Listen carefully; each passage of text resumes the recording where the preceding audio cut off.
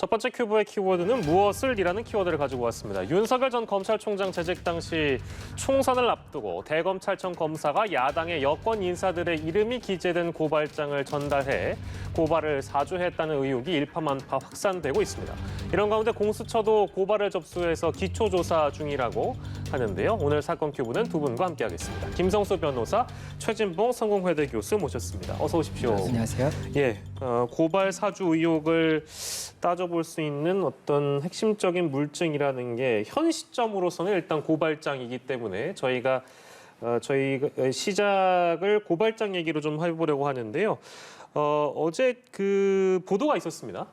KBS 보도로 제가 기억하고 있는데, 그러니까 4월 검찰에서 대검에서 당시 김웅 후보일 텐데 김웅 후보에게 건네졌다고 보도된 최강욱 의원 상대 고발장과 그로부터 넉 달 뒤에 실제 당시 미래통합당이 실제 접수한 고발장을 입수해서 보도를 한 것을 보면 두 내용이 판박이다.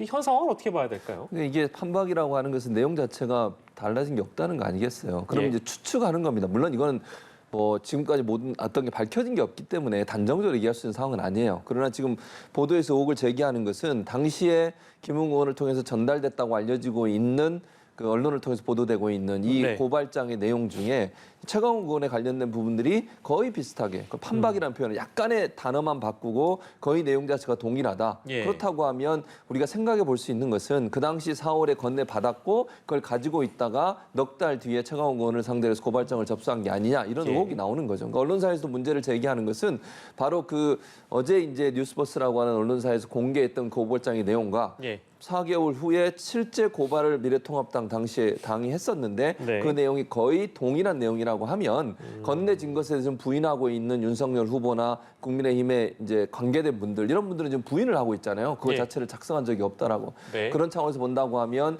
이거는 거의 그 말이 신뢰성이 좀 떨어진 게 아니냐 이런 의혹을 제기하고 있는 것이고 물론 사실관계는 이제 따져봐야 되겠습니다만 이게 사실이라고 하면 그 당시에 4월에 건네받았다고 하는 것이 진실에 가까울 가능성이 있다라고 하는 추측이 가능해지는 것이죠. 예, 이제 상식적으로 들 수 있는 이제 의문점 중에 하나일 것이고요. 그리고 이제 저희가 어떤 내용들이 그 넉 달 사이에 각기 다른 고발장에서 차이가 있는가를 보여드리고 있는데 사실 차이가 별로 없다는 것을 알 수 있고 최강욱 의원도 한 인터뷰를 통해서 밝혔습니다만 이 고발장에 있는 어떤 잘못된 표기, 특히 이제 자신의 주민번호가 한겨레 보도로 촉발된 이 고발 사주 의혹 고발장에 있는 번호와 미래통합당이 실제 접수한 고발장에 있는 주민번호는 같습니다. 그러니까 이제 틀린 주민번호를 그대로 갖다 썼냐라는 이제 그런 또 의문까지 이제 본인이 제기를 한 바 있는데 이 정도면 판박이라는 표현은 무방할 것 같습니다. 어떻게 보셨어요?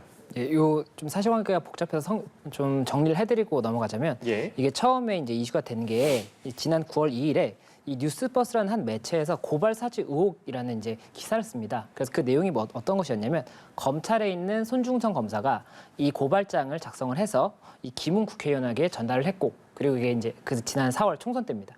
총선 때였고 4월 3일과 4월 8일 걸쳐서 두 건의 고발장을 전달을 했는데 예. 이 부분이 이제 고발을 사주한 것을 보인다. 이렇게 지금 기사가 났던 거거든요. 예. 그러다 보니까는 지금 현재 이 당사자, 지금 손준성 검사라든지 그리고 김웅 국회의원 같은 경우에 이 사실관계를 계속해서 이제 다르게 지금 보도가 나갔다고 부인을 하고 있어서 예. 이 사실관계가 어떻게 됐는지는 조금 지켜봐야 되는 부분이 있는데 네. 어쨌든 지금 요 이제 고발장을 손준성 검사가 작성을 해서 김웅 의원에게 보냈다라고 얘기가 나오는 요 고발장이 하나가 있어요. 이게 이제 4월 달에 보냈다는 그 고발장이고. 그거 이제 4월 3일을 기점으로 예, 보는 것 그렇죠. 같아요. 그리고 이게 이제 뉴스버스에서 본인들이 이제 이걸 입수한 거다라고 하면서 이제 제시한 그 고발장이 있는데 예. 그거랑 요 외에 근데 이게 고발이 4월에 이루어진 건 없거든요. 네. 그리고 실제로는 국민의힘에서 이제 8월 달에 요 고발 피고발인으로 적혀 있던 사람들 중에 최강욱 의원이라는 의원에게 고발을 했는데 예. 그 고발장이랑 내용이 똑같다고 볼 수 있는 뭐 표현이라든지 가로를 열고 뭐 이런 부차적인 설명을 한다든지 이런 부분들이 예. 동일한 부분이 있고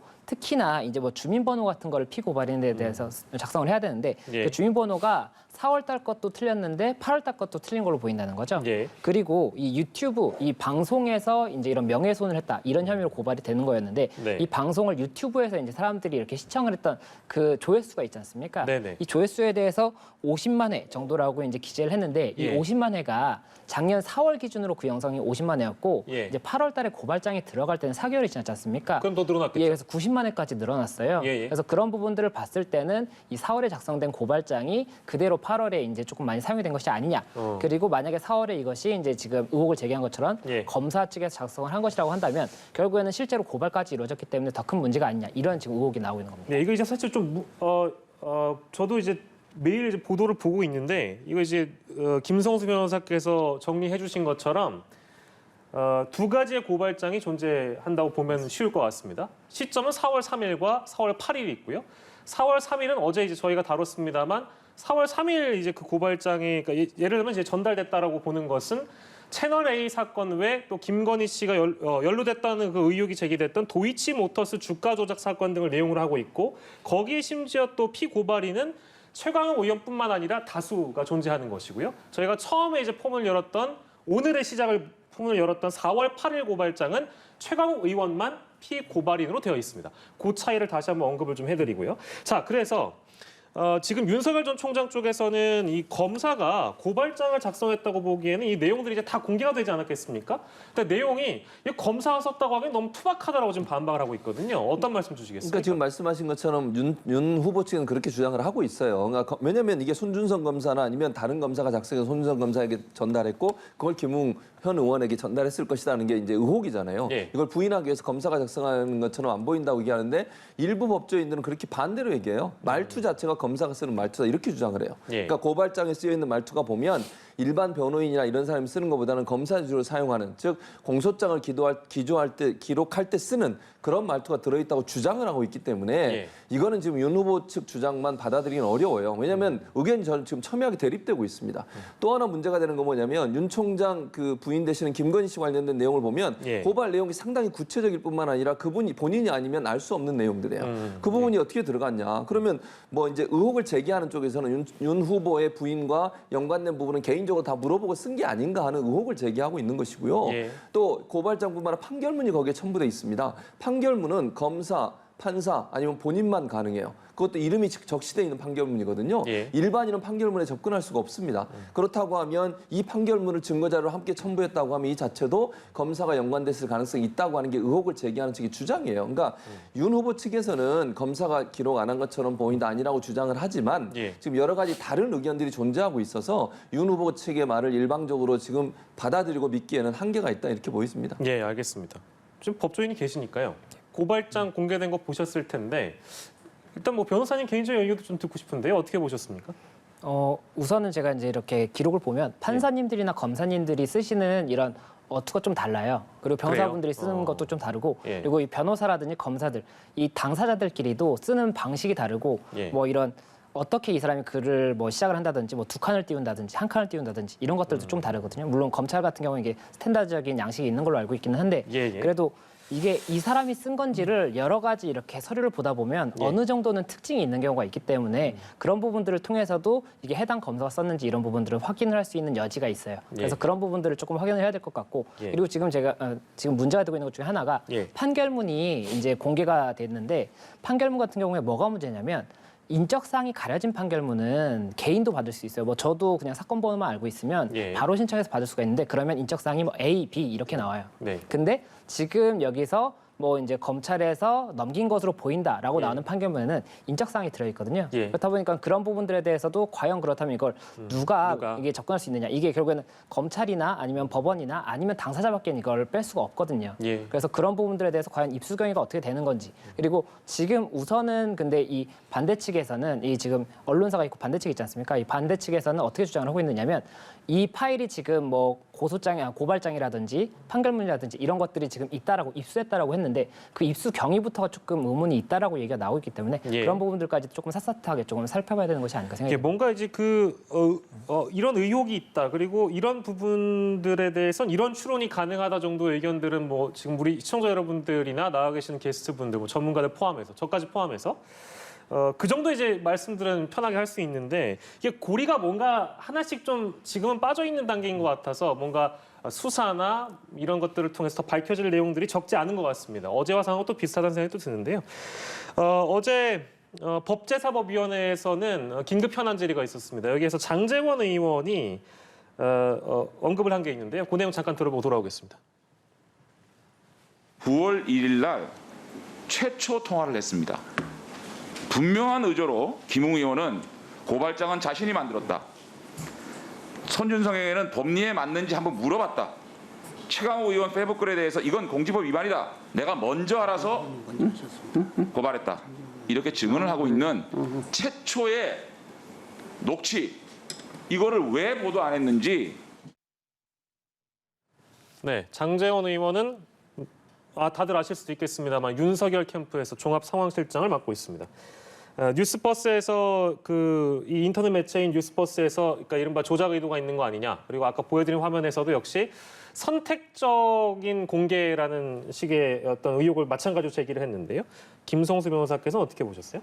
예, 지금 이게 9월 6일에 있던 대화인데요. 네. 이게 뉴스버스에서 9월 2일에 최초로 보도를 했다고 말씀을 드렸지 않습니까? 예. 그리고 이제 녹취록 전문이라고 하면서 뭐 이런 조금 의혹이 있는 것으로 보이는 녹취록을 공개를 했었는데 지금 장제원 의원 측에서 제시를 한 거는 이 9월 1일 당시에 그러니까 최초 보도가 9월 2일이고 그 전날 9월 1일 당시에 처음에 통화를 할 때 4분 35초짜리 통화가 있다는 거예요. 근데 그 통화에서는 이 김웅 의원이 예. 이 기자의 질문에 대해서 뭐 윤 전 총장에게 요청을 받고 고발장을 작성했느냐, 뭐 전달했느냐 예. 이랬더니 윤 전 총장과는 관계가 없다. 그리고 이 고발장은 내가 작성한 거다. 이런 취지의 대화가 있었는데 예. 이런 부분들은 공개를 하지 않고 그 외 녹취록만 공개를 한 것이 어떠한 좀 의도가 있는 것이 아니냐. 지금 이렇게 의혹을 제기를 한 거고 예. 그리고 이제 이 언론사 측에서는 이와 관련해서 이게 뭐 딱히 특별한 내용이 없어서 공개를 하지 않은 것이다. 지금 이렇게 반박을 하고 있어서 예. 이 부분 관련해서도 조금은 공방이 있을 수밖에 없는 상황이 아닌가 생각이 예, 듭니다. 그래서 사실 그 장제원 의원이 어제 이거 공개하기 전에 이제 여러 라디오 인터뷰를 통해서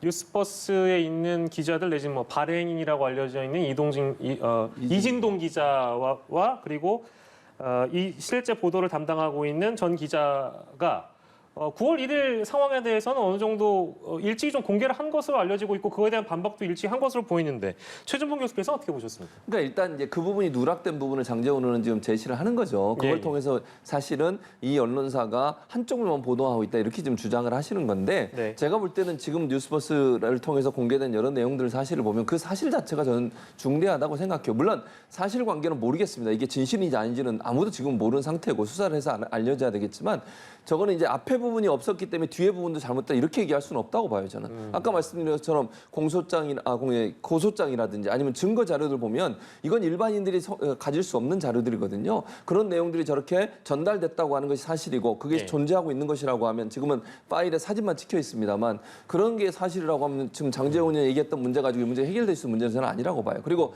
뉴스버스 측에서도 아까 잠깐 자막에 나왔습니다만 기차를 타고 있어 제대로 통화가 안 돼서 또 별 의미가 없는 내용이어서 그건 공개하지 않은 것이지. 예. 예를 들면 취재하는 과정에 기자가 그럼 모든 걸 처음부터 끝까지 모든 내용을 다 보도하진 않잖아요. 중요 내용들을 보도하게 되는 것이니까 예.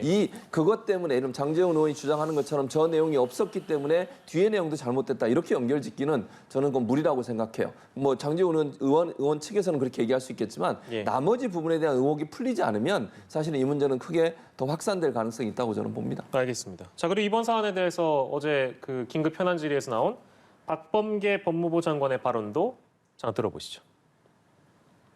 현재 대검 감찰부가 하는 진상 조사가 저는 일정한 시점을 정해놓고 네.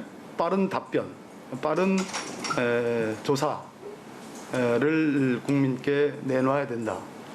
제대로 된 규명이 부족하는 경우에는 저는 의원님께서 말씀하시는 수사 체제로의 전환도 고려를 해야 신속하게 가야 된다고 이렇게 봅니다. 생각합니다. 네, 박범계 법무부 장관의 발언도 그렇듯이 수사 전환 가능성도 열어두고 있다라는 말씀이신데 어제 뭐 의원들의 질의 내용에서도 나왔습니다만 뭐 검사가 검사 조사에서 제대로 된 결론이 나온 적 있냐 이제 이런 의문점들을 제기하면서 뭐 법무부와의 합동 감찰을 하든지 아니면 공수처에 빨리 넘기든지 뭐 이제 이런 어떤 갈래들을 많이 제시를 했단 말이에요, 의원들이. 공수처의 직접 수사 가능성은 어느 정도로 보세요? 일단 공수처에 고소가 들어왔어요. 고소가 들어온 상태이기 때문에 공수처 입장에서는 검토를 할 수밖에 없습니다. 저는 뭐 수사할 가능성이 높다고 봐요. 왜냐하면 이게 워낙 국민적 관심사가 높고 지금 연루된 사람이 야권에 아직까지는 야권에서 가장 지지율이 높은 후보잖아요. 그렇다고 하면 이건 사회적으로 큰 충격을 줄 수 있고 파장이 큰 이슈이기 때문에 이걸 수사를 안 하고 넘어갈 수는 없다고 저는 봅니다. 네. 그래서 합동 감찰을 하는 부분도 검토가 되고 있고, 그러니까 대검과 법무부가 각각 감찰을 하고 있는 이걸 합동해서 감찰하는 방안, 그리고 이제 공수처는 수사를 재개할 가능성이 저는 높다고. 만약 안 하게 되면 여러 가지 비난을 받을 겁니다. 고소가 들어왔는데 제가 볼 때는 그렇게 할 가능성은 낮다고 보여지기 때문에 공수처도 수사를 들어갈 가능성이 있다. 그리고 뭐 지금 법무부 장관 얘기했던 것처럼 감찰 내용을 보고 감찰이라는 한계가 있을 수밖에 없어요. 왜냐하면 이건 임의 제출을 해야 되거든요. 강제로 압수를 할 수가 없어요. 감찰이라고 하는 건 강제 수사권 없는 거거든요. 그래서 어느 정도까지 뭐 감찰을 했는데 더 들여다볼 부분이 있다고 하면 수사로 전환될 가능성도 있다고 봅니다. 그래서 이런 부분들을 앞으로 어떻게 될지 좀 지켜봐야 될 것 같은데 수사로 전환되는 것 또는 공수처가 수사를 하는 것은 불가피한 부분이 있다. 저는 그렇게 보여집니다. 예. 그리고 대검찰청 감찰부가 지금 고발장의 전달자로 지목된 손준성 검사의 PC를 분석하고 있는 것으로 파악되고 있는데 여기에서는 어떤 것들을 들여다볼까요, 김성수 변호사님?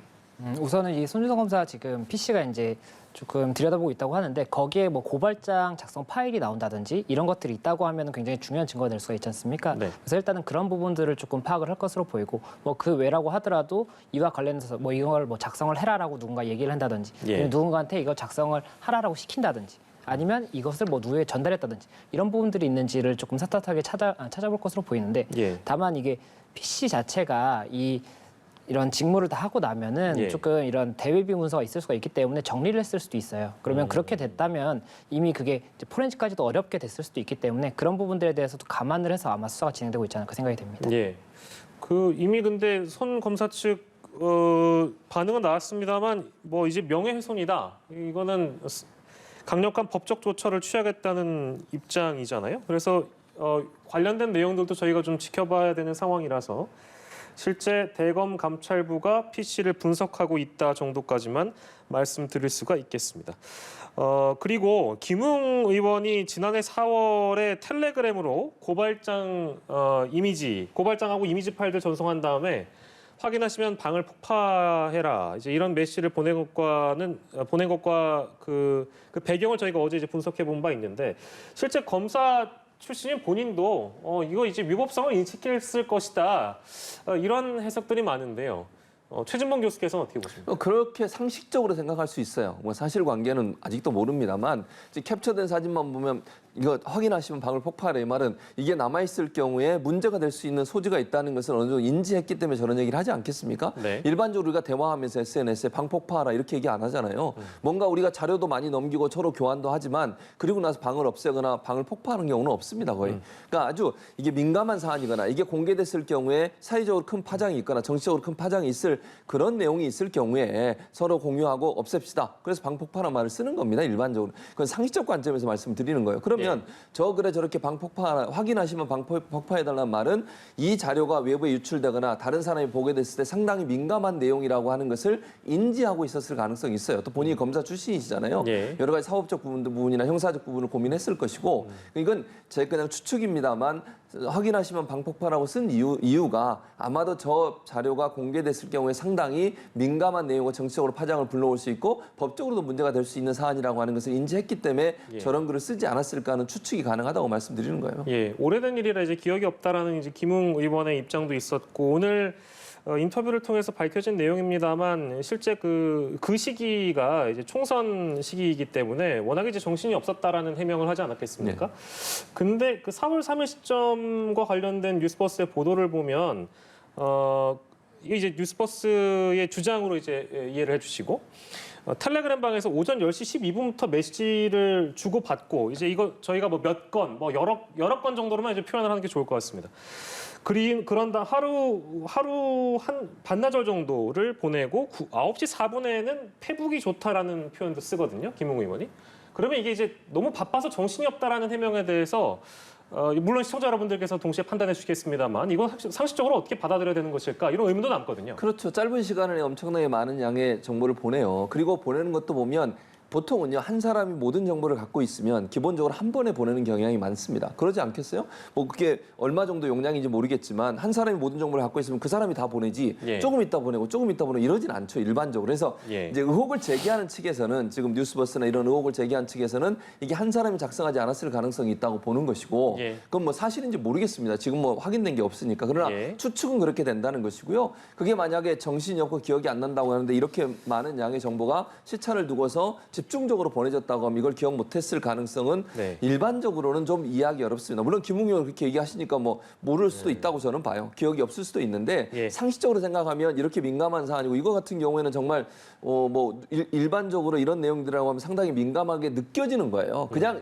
일반적인 내용이면 지나칠 수 있지만 상당히 그 중요한 문서이거나 아니면 파급력이 있는 문서 같은 경우는 기억을 안 하는 경우보다 기억을 하는 경우가 더 많을 수 있는데 예. 김웅 의원은 지금 기억을 못 하신다고 하니 네. 뭐 이유는 잘 모르겠습니다. 그러나 상식적 관점에서 본다고 하면 그런 부분들이 약간 왜 기억을 못 하지라고 하는 의문이 생길 수 있는 여지는 있다고 보여집니다. 예, 김웅 의원은 공식 입장을 밝혔는데요. 오늘이 7일이니까요. 내일 오전 9시 30분에 기자회견을 통해서 고발 사주 의혹과 관련해서 공식 입장을 밝힐 예정이라고 합니다.